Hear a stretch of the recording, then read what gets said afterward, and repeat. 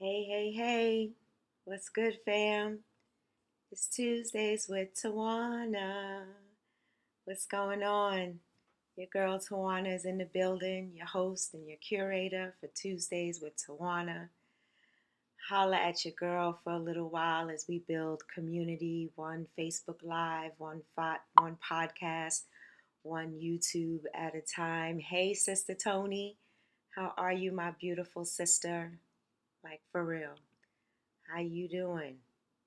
I hope all is well with you and the fam. So, yeah, we know the rules of engagement. Holla at me, I'll holla back. If you want to just chill and just watch, that's cool. You might be on lunch, you might be at work, you might be going for a walk. Whatever is good for you is good for me. Hey, Mother Carolyn, good to see you.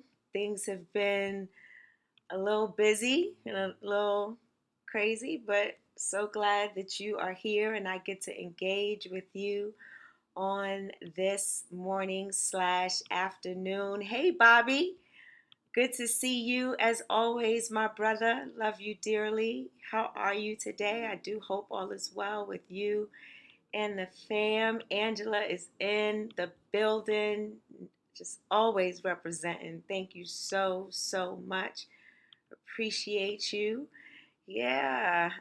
Tony says, I'm still alive, and that's half the battle.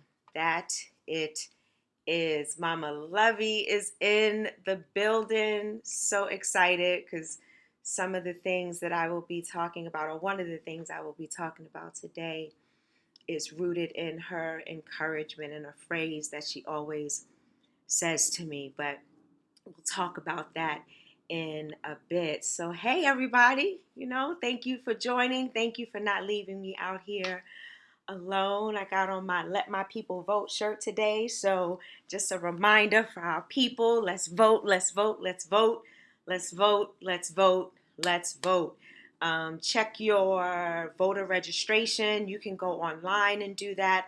If you don't know how to do that, you can go on to soul2soulsisters.org, click on voter engagement, click on your state, make sure you are registered so that so you can vote because there's a lot of shenanigans going on, right?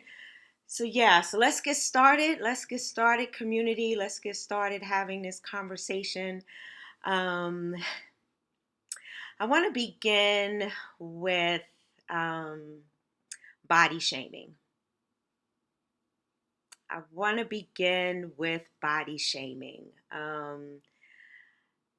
Let me share some preliminary stuff and then I'll talk about why I chose to talk about body shaming today. And again, please engage, please share, please tell me what's on your mind about body shaming, right? We get a lot of that in this day and age where a particular type, a body type, a particular skin color, a particular hair texture is accepted. And if you don't look that way, then you are shamed for showing up in your own special way, right? So just like people put on makeup and take it off at night, I have a prosthetic breast. So many of you have journeyed along with me on this healing journey, and we talked about choosing the scars that we can live with. And at the time, my breasts they're a part of my anatomy, they're a part of my body. I just could not see myself without them. And we ran into many complications because I am in active treatment. Um, and so I had to make a decision that I would go breastless. So back in March, had my breast implants removed.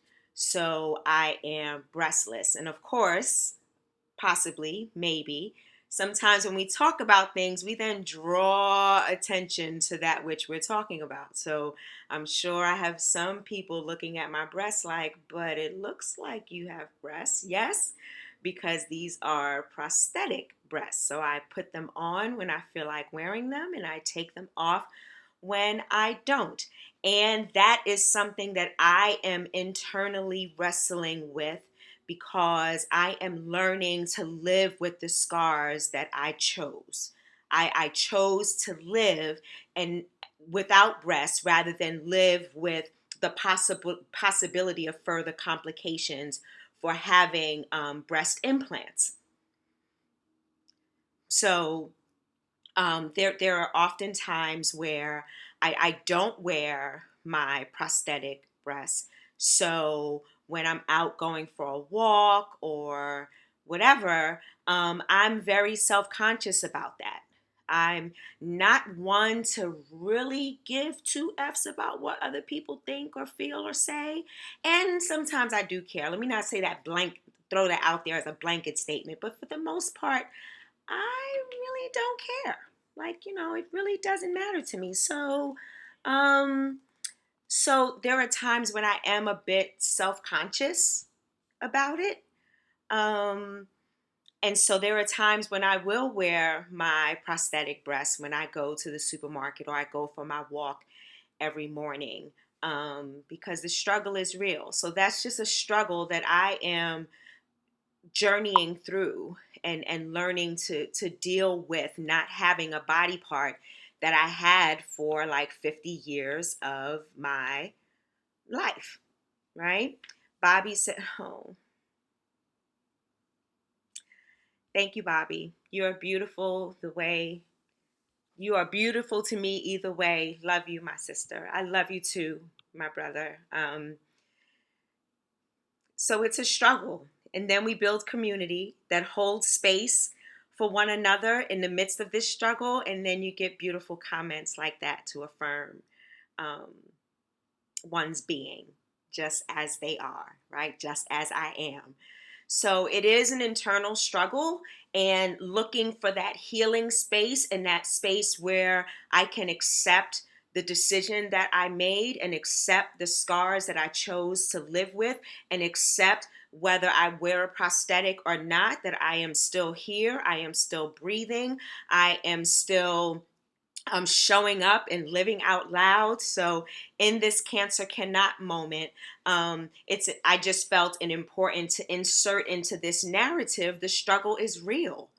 I come on to this podcast and I don't come on, or this Facebook Live, I don't come on with this facade or this mask, like everything is always okay and that, I don't have any troubles or challenges. No, these are challenges that I and possibly other breast cancer survivors have to deal with and have to face. So I'm dealing with that healing part of me. Mother Carolyn said, "I understand the struggle and honor that it is a struggle. Be encouraged." Absolutely. And I'm glad you used the word honor, Mother Carolyn, because that's very important in this journey. Hey, Clover, the Reverend Clover Beale in the building. Thank you so much. Angela said, "I agree. It does not diminish the light that you illuminate from the inside out." I'm just saying. Thank you so much. What's up, Cordio? Yes. Thank you so much, y'all, for the words of affirmation.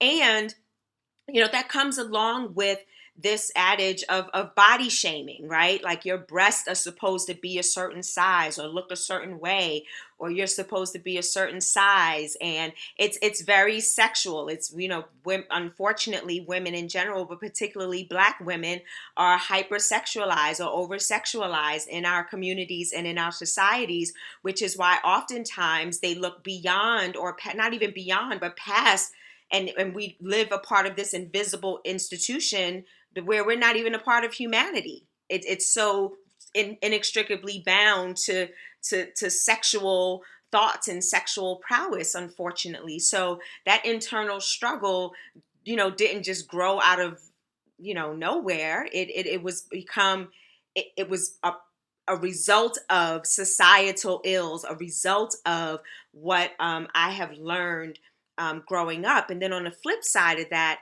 it is a part of my body. So whether you sexualize it or not, remove all of that and let's just talk about the internal reconciliation that needs to happen. It's a part of my body. It may not be as pivotal for some as an arm or leg, an eye, right? But it's still a part of my body, and I still had to honor Mother Carolyn, the grief of losing a body part. And then to add to that, more recently, I was placed on a new medication, and the doctor said that it may cause me to gain weight. Well, she did not say that I would gain 20 pounds in a span of 4 to 5 weeks. Have no problem with gaining the weight. That's not my issue. My issue is the unhealthy way and the rapid weight gain that has happened that will then cause possible health challenges, whether it's changing the dosage of my chemotherapy or I already have tachycardia, so it may impact my heart. It may impact other parts of my body. So I had to call her and tell her, like, yo, 20 pounds in 4 weeks is not going to work for me. That's just not healthy for me. It's not the 20 pounds, it's the 20 pounds in 4 weeks. And I could be on a plant-based diet. I could work out every day. It doesn't matter. I was still going to gain the weight. So with that, I also had to think about body shaming when it came to that as well. Like, am I truly concerned about the weight itself, or am I concerned about how I am supposed to present myself in the world? And of course, it was the former for me, because I've come to terms with who I am and what I am and the shape that I am in. What's up, Rock? Good to see you. Hey, Tracy, thanks for joining.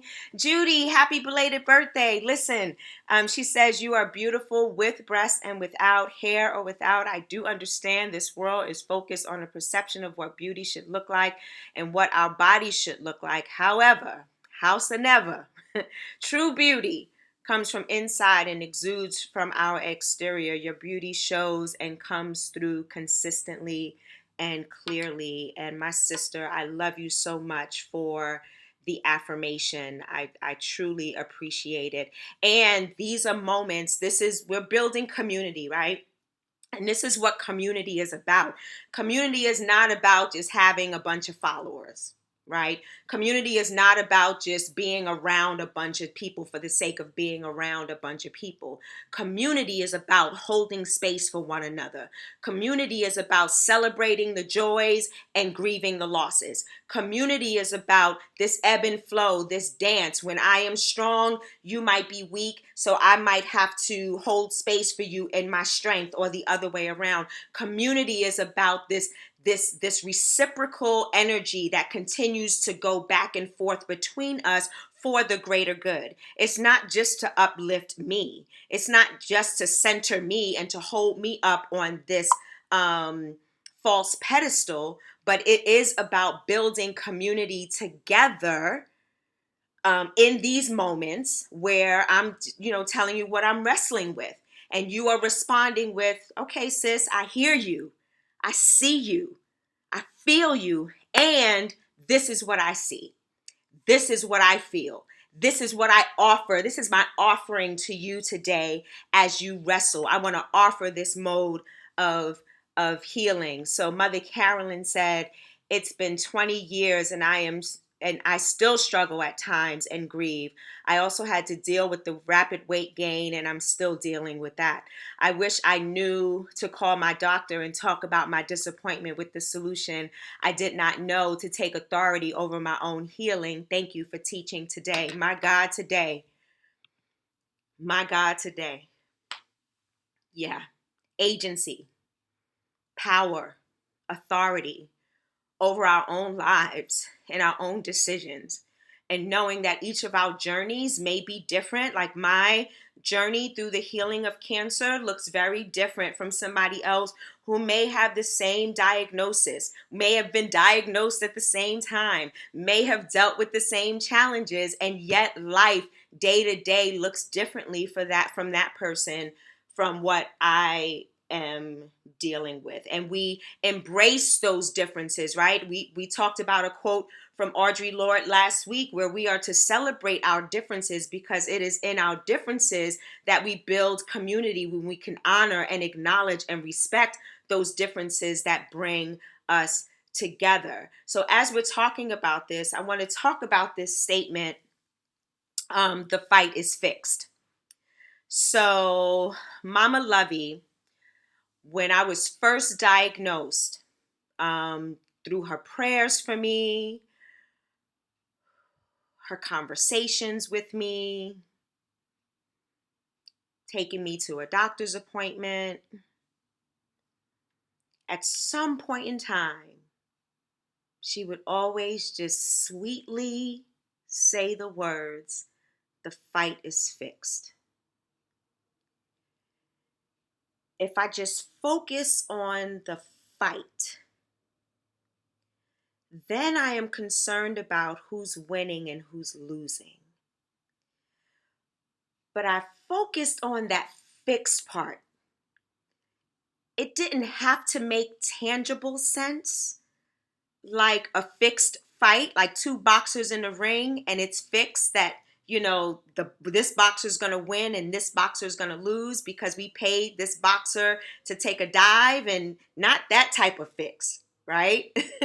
So I focus on the fixed part because the fixed part helped me to see myself healing, to see myself responding differently so that I did not become my diagnosis.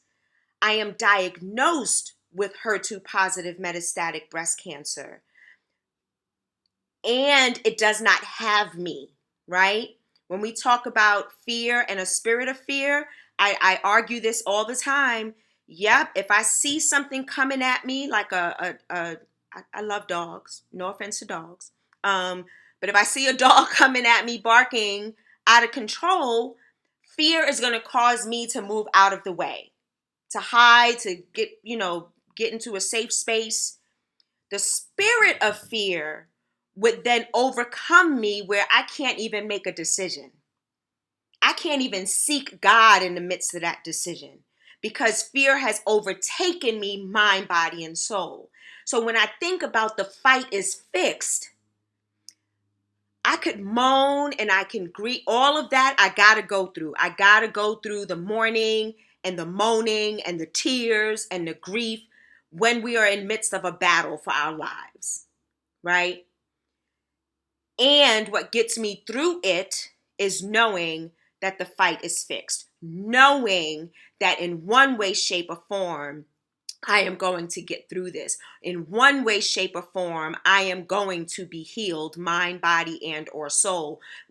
At some way, somehow, this fight is fixed. So to parallel that with the pandemic. So diagnosed, chemotherapy indefinitely, and that comes along with other stuff, other challenges. And I am focusing on what is growing out of the chaos, what is developing out of nothing. Because we talk about this being co-creators, right? We've been through pandemics before. Our ancestors have been through epidemics, pandemics, systemic ills, whatever you want to call it, they've been through it, and we are going through it. So what is coming out of this pandemic? What is coming out of this pandemic? We're not just going to wake up one morning and the pandemic is just miraculously going to be gone and we're going to go back to business as usual. Please know that, beloved, that's probably not going to happen. Mother Carolyn was giving me an amen, snaps up, claps. Yes, thank God for the fixed fight. Tanisha says, oh God. Here you go again. Tears. Reggie is being placed on the heart transplant list. The fight is fixed. Thank you. Allison, my beloved Allison, healing is inevitable. Mama Lovey, the author, the curator, the one who I am quoting, some way, somehow, yes, the fight is fixed. Mama Carolyn said, you better preach that. What is coming out of the chaos? So we will not focus on the chaos. We got to respond accordingly. We got to wear our masks, wash our hands, physical distancing, get tested, be as careful as possible. And in the meantime, what am I being called to do in the midst of this chaotic moment? So when I come out of this, I'm shining like a diamond. I am refined like pure gold. I am better than I was before I went into the pandemic. My community is better. My relationship is better. My spiritual prowess is strong. What is coming out of this pandemic is similar and in alignment with, Tawana, what are you going to do with this breast cancer diagnosis? Because I had choices. I could have wallowed in that diagnosis and not done anything additional, extra, spiritual, nothing about it.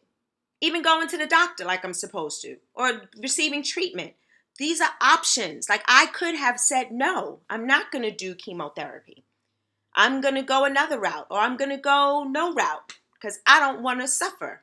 I don't want to go through that. We got to understand, beloved, the pain, the healing, the journey, all of that is inevitable. Suffering is not. So what we're not about to do is suffer through this pandemic. What I'm not about to do is suffer through this cancer diagnosis. There are going to be some ups and downs. There are going to be some challenges. There are going to be some celebrations. There's going to be some grief. And all of that together is life and life-giving. Like the sun rising and the sun setting, or the night meeting the day at dawn. All of that is a part of life. If we say it to be so and we live like we know what we know that we know that we are going to come through this pandemic. We are going to come through this pandemic differently than when we went into it. So I treat my diagnosis in a similar way that I treat the pandemic. It's a little different because the pandemic, unfortunately, it involves other people. It involves community, because if Joe Schmo doesn't wear his or her mask and they're jogging by me in the park, that is selfish and self-centered and just ignorant, because now you're putting me at risk, right? So it is contingent upon, or it does involve other people. It's not just me in a bubble. So Mother Carolyn said, teach, daughter, help somebody today. Thank you very much, Mother. And I can only teach what I know. And what I know comes from the wisdom of the mothers and the fathers who have poured into me and poured in their wisdom, right? It's one thing to know something. It's another to exert it. So the wisdom comes in sharing that knowledge. The wisdom comes in telling our stories and sharing our stories of the good, the bad, and the ugly. That's where wisdom comes in. I could be as knowledgeable as I want to be, and it don't mean anything when it comes to building community and being a part of community and being inextricably bound with one another's humanity. It keeps us individual, self-centered, and we talk about whiteness, right? We talk about dominant white thought. We talk about white privilege and white supremacy, how it's very individual. It's all about me. It's all about me and mine, power hoarding, only this way. You are the mistake. If you make a mistake, and the list goes on and on and on. That's not what we are about. as a communal people, as a divine communal people, as a communal people that will not let a pandemic destroy us. If slavery did not destroy us, and then the likes of lynching, and then the new first Jim Crow, and then the new Jim Crow through mass incarceration, and now with the pandemic, now we're talking about technological imbalances and privilege for those who do have access. And unfortunately, some of our young people don't have access, or even if they do have access and you have more than one child, and you as a parent have never been a teacher, and you're trying to navigate this space for a 9-year-old and a 10-year-old, there's so many layers to this. So many layers. But in community, we hold space for one another. And we build that community by listening, by paying attention, by watching, by responding, by saying, what can I help you with, sister? How can I be there for you, brother? What can we do together? And stay safe, right? We're used to hugging and all that. And yeah, we can't do that right now.